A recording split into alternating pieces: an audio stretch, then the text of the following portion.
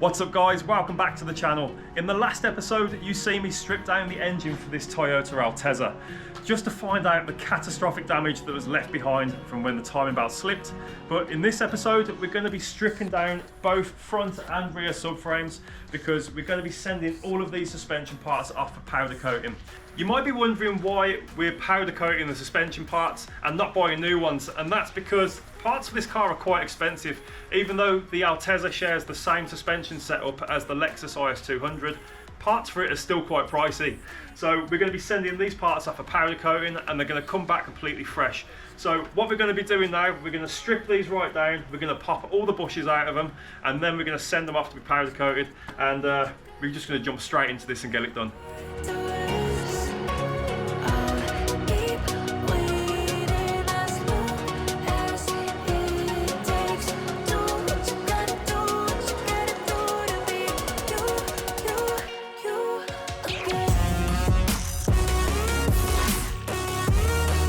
Okay, before we start stripping this completely, we need the essential stuff. So we've got all of the tools, we've got the impact gun, I've got a bigger impact gun over there as well, and most importantly, I've got my friend Nathan. He's going to help strip all of these subframes down and neatly put them in order. Emphasis on neatly. Yeah. So if you don't know Nathan, he is one of my very good friends. He's a master technician for Porsche, so he knows a thing or two about cars. So we're going to be stripping this down now, and then this is the only space I have available in my garage because if you haven't noticed already, it's pretty cluttered in here. So whatever parts come off here, we're going to try and squeeze onto there, and then we're going to start popping all of these bushes and bearings out. So Nathan, let's get started. Oh god. Yeah. Oh god. We're off to a good start. Get off of it. Right.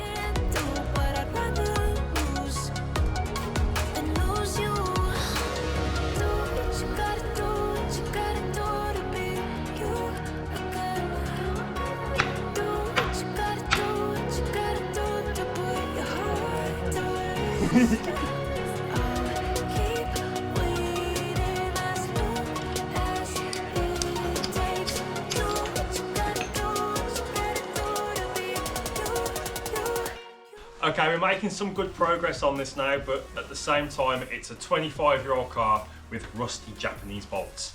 So yeah, it's proving a challenge, but we're gonna get this stripped completely off camera because it's getting a bit boring for you guys as well as us.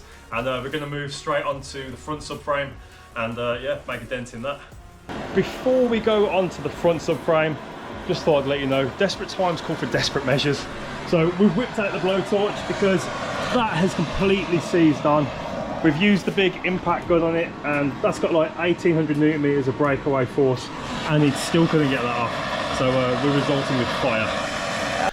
Okay, we've completely dismantled the rear subframe now, so it's time to move on to the front subframe. Nathan has left us unfortunately, but I'm still going to carry on and get this done.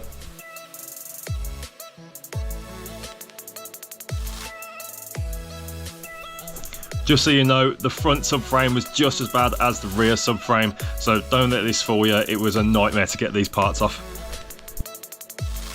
Okay, that's everything stripped down now, so the next step is to start taking the bushes out of all of the arms. As you can see, I've already tried to do this one and it's failed quite badly. So I did try and use that bearing press over there, but it just hasn't got the oomph to do it. So the alternative method that I used to do was find a drill wherever one is, there's one there, and basically just drill out the rubber part of the bushing. If you drill one spot in it and then slowly work around, it does come out, and then you're just left with the little metal ring in there, and then you can get a rip saw blade or a hacksaw blade and gently go over it, and it does eventually come loose. So yeah, that's the alternative method, and that's what I'm going with. So I'm going to start getting all this stuff done, and we're going to see how it goes. Okay, that was going to take forever if I was going to use that drill, so I've improvised and I've went out and brought a blowtorch, and we're going to see how this goes. And that's just my luck that this don't work. So yeah, I've got an idea anyway. I've got a lighter somewhere. I might just use that.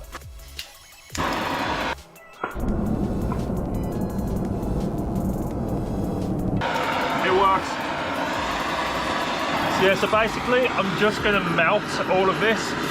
Probably do it away from the wooden table, that'll be a bit better.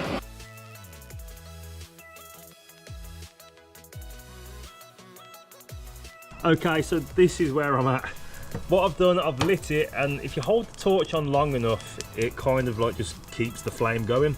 So that's what I'm doing, and you can hear it's crackling away. If you listen carefully, you can just hear it like crackling. So that to me tells me it's done. It's almost like a cooking lesson, not really anything to do with cars. Okay, I'm going to try and pop this out now with the screwdriver. So if I just put my knee on it, let's try it. It might not work, it might need a little bit more, but oh, there you go, simple as that. So instead of using the bearing press, because it's just not strong enough, unfortunately, that press, I can just torch it and then yeah, pop it out.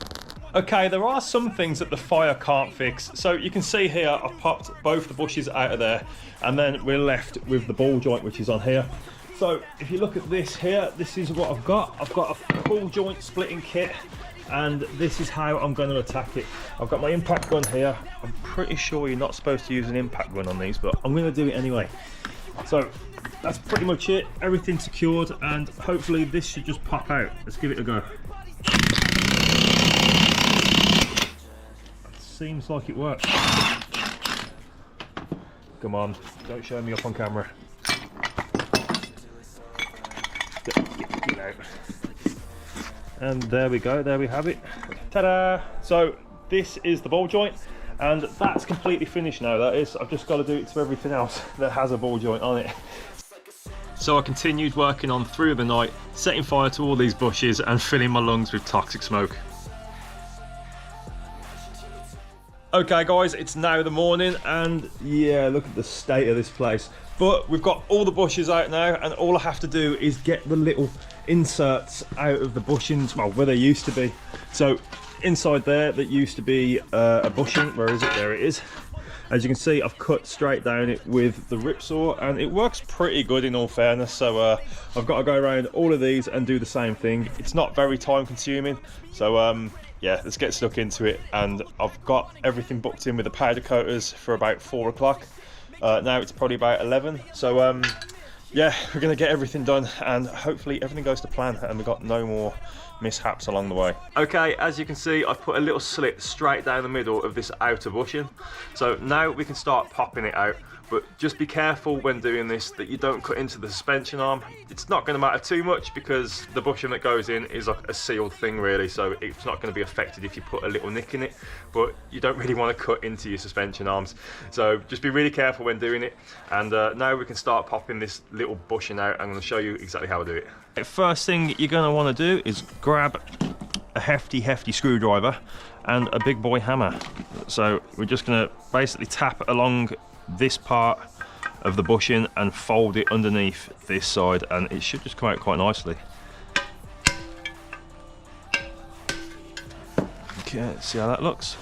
Yeah, you see inside there, you can see it's all folded up now, so this should just tap out. Give it a little clout with the hammer. There you go, it's come straight through. Look at that. That's as if it was manufactured like that. See what I mean? I've accidentally just put a little bit of a nick in here, but it's not too big of a problem in all honesty, because the bushing gets seated all the way around, and that's not going to cause any problems.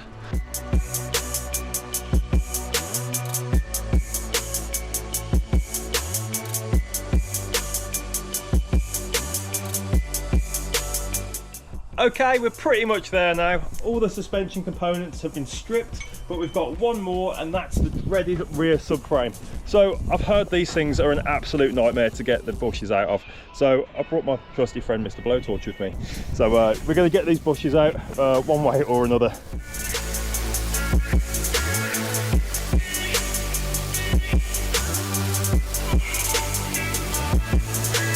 Surely this has to be ready now, look at it.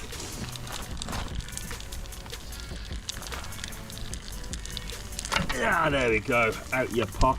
Oh, fire hazard. Well, it's out, so we've got to do the others now.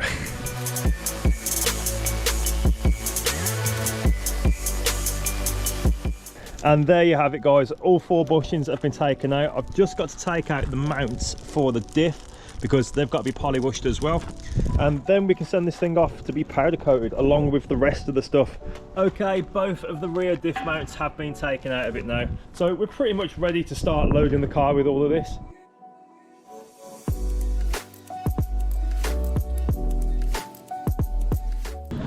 Okay, so we've just arrived at the powder coaters. This is Harvey from Wash with Powder Coating, and we're going to try and restore all of these and get them back to how they should. I'm still undecisive on a colour for the anti-roll bars, but we're going to go from there.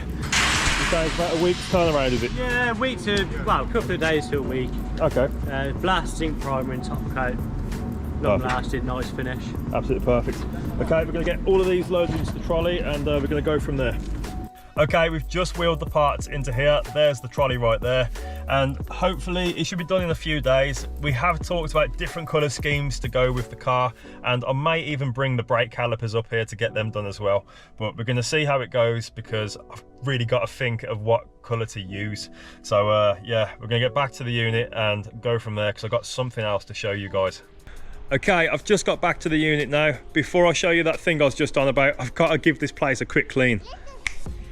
That's looking a bit better now, so I can now show you what I was just talking about. So there's something over here called evaporust. I don't know if you guys have ever heard of it, but that's the stuff right there. So this stuff will basically turn rust into a nice clean surface again. It will bring it back to bare metal. And to put the theory to the test, I'm going to be trying this stuff out on the rear differential. So if you look here, there's a rubber seal that goes all the way around. I can't get in there with a wire wheel because it might destroy that seal. So my master plan is to basically fill this little tray up with the evaporust, tilt the diff on its side, and then it won't cause any damage to that rubber seal. So I'm going to put my theory to the test and see if this works.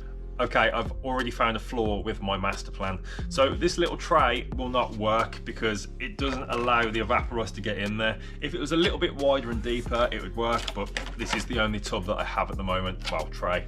So that idea is scrapped. The next idea, I'm going to pour a little bit of evaporust all the way around this ring. So this is a sealed unit, so it can't get inside the diff.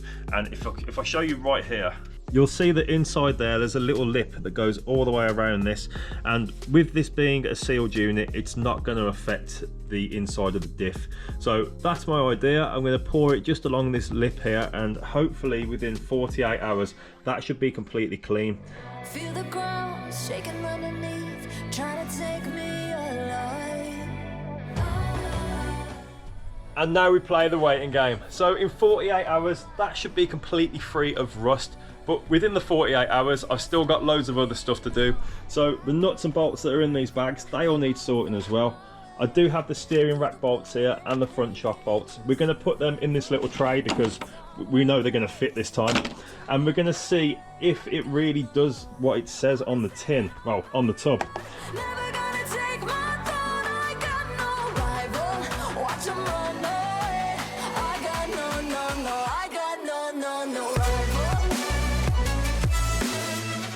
Okay, I'm going to come back to these in 48 hours and see how they look. For now though, I want to show you something else. So this car is going to be completely rust treated underneath and undersealed. But in order to underseal it, I kind of need the car about this high. And I can't really do that with conventional axle stands. So I've gone and made my own custom axle stands. I know, another master plan from yours truly. So here are my axle stands. You can probably see that they're a bit overkill, and that's because they need to be. So the top of this is completely different to a normal axle stand. As you can see, a normal axle stand goes to the bottom of the... That's not even attached. It's not attached. Fixed. Yeah, so the normal axle stand goes to the bottom of the sill, whereas this one has a little plate on the top of it. And if you haven't worked it out already, these axle stands are going to be mounted to where the suspension turret goes, and you're thinking why? And that's because it gives me so much clearance underneath the car, nothing gets in the way, and I can paint the sills while I'm under there. Whereas if I was to use normal axle stands, I'm not going to be able to do it without moving the axle stands about, and it's just going to ruin the paint job. So that's the idea behind these giant things. I am going to have to build the other three, of course, but I can show you how I build one at least. So I'm going to jump straight into it, and we're going to get one of these knocked up.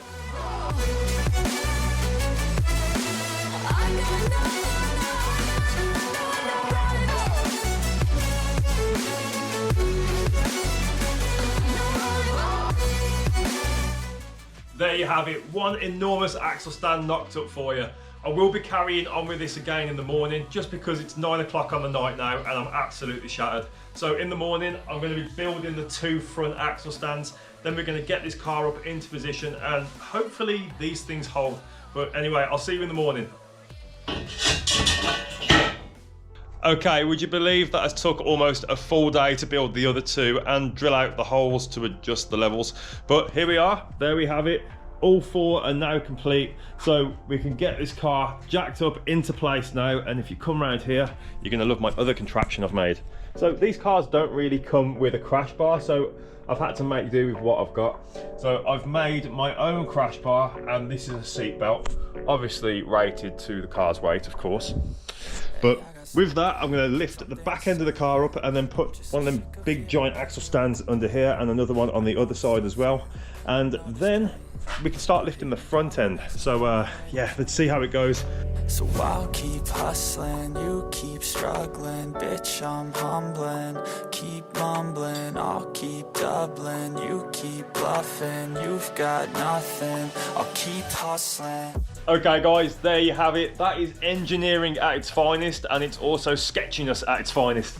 So yeah, it's the sketchiness being the screwdrivers, but it's holding, it's absolutely sound. I've bolted where the top mount should be, so this thing is never going to move. I trust my welding enough that it's not going to break. And you can see now that I can get a lot more access underneath the car. You can see that it's a little bit rusty under here, especially the fuel tank, so that is going to have to be dropped as well. But more to the point, I've got to show you what's happened to these bolts. So it's been roughly 40 hours, no, probably a little bit more, but about 45 hours, and we're going to see how they look. So this is them right now. Obviously I'm going to put a picture up now of what they look like before, and this is what they look like now. So you can see that most of that rust has completely gone off it. Do you know what? It actually does do what it says on the tin.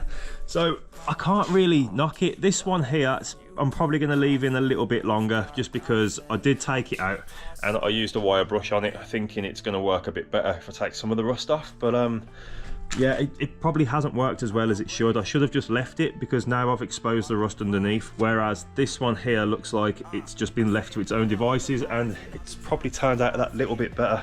But unfortunately, it is the end of this episode. But join me next time when I'm going to be completely stripping the underside of this car. I'm going to have to wire wheel it down, rust treat it, and then underseal it as well. So if you have enjoyed this video, please leave a like, please share, comment, and don't forget to subscribe. I'll see you in the next one.